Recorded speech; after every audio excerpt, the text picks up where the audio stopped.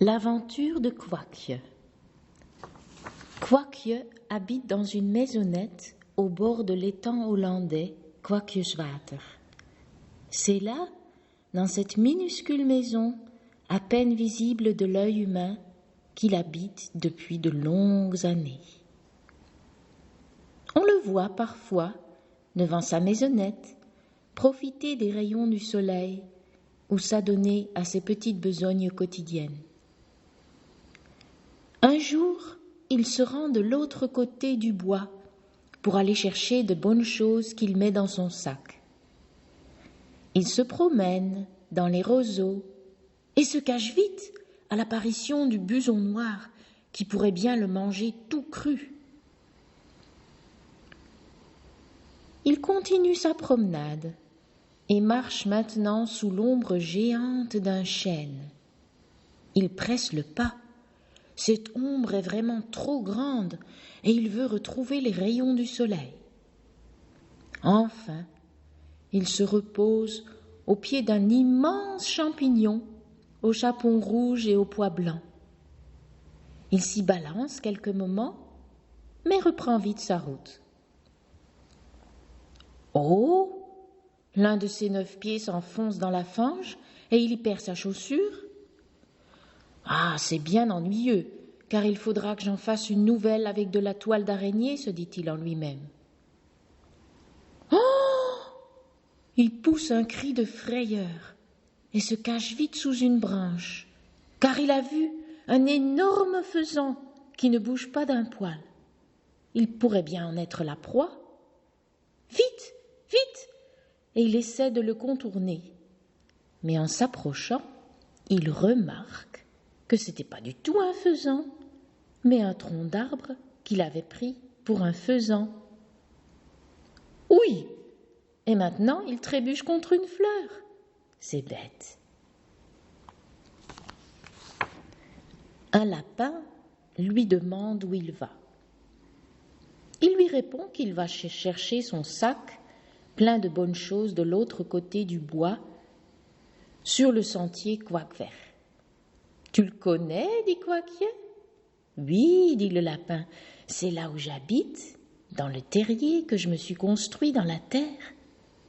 Tu peux venir si tu veux. »« Oh, je vais voir, dit Kwakje.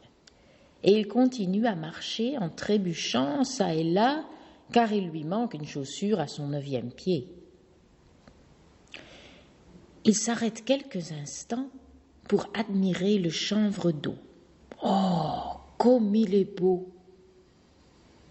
Et tout à côté de lui, le mélilot avec ses jolies fleurettes jaunes. Mais il continue sa route, car il veut être de retour avant la nuit. Il atteint enfin son but final, l'endroit où se trouve son sac plein de bonnes choses. Il le charge sur l'un de ses pieds comme sur une luge prête à glisser sur la neige. Ah! Et il voit tout à coup le terrier du lapin. Pris par la curiosité, il y jette un coup d'œil. Il voit d'abord un long couloir. Et au bout du long couloir, il voit briller une lumière comme celle que l'on voit la nuit dans le ciel étoilé. Tout est noir, mais le scintillement des étoiles illumine la terre. Oh, comme il y fait chaud ici! Un âtre brûle de toutes ses flammes et répand une chaleur agréable dans le terrier où se trouve le lapin, silencieux, fasciné par le spectacle des flammes.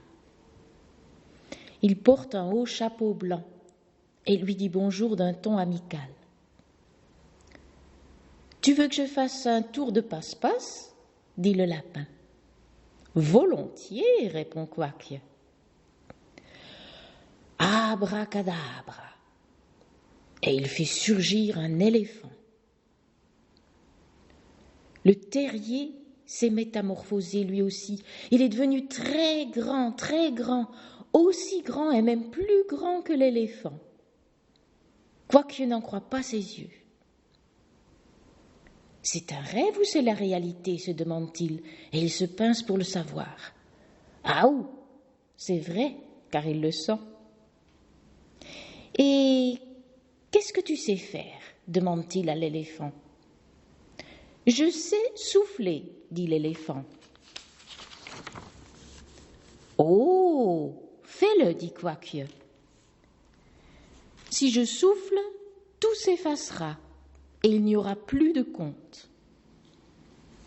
Quoique regarde son sac plein de bonnes choses qu'il voulait rapporter chez lui. Il regarde le lapin plongé dans la méditation et regardant les flammes de l'âtre. La lumière du ciel étoilé illumine tout le terrier. Tout soufflé, tout effacé, ce n'est pas rien, pense-t-il. Mais pourquoi pas? Mais il ne trouve aucune réponse à cela. Souffle, dit-il à l'éléphant. Et Quoique souffle en même temps que l'éléphant. Et l'éléphant, avec sa longue trompe, et Quoique soufflent ensemble cette histoire qui se termine ainsi. Cette histoire était encore plus belle que les autres, disent les 7. Et Quoique, de quoi a-t-il l'air? Et l'étang Quoiqueswater, est-ce qu'il existe vraiment? Ils vont dormir. Et cette fois-ci, ils sont conscients du fait qu'il n'y a pas de sentier menant à un but et qu'il n'y a ni sentier ni but, que tout est lumière en ce moment même. C'est pourquoi la diseuse de contes se tut. Et cette nuit-là, ils dormirent tous d'un profond sommeil sans rêve.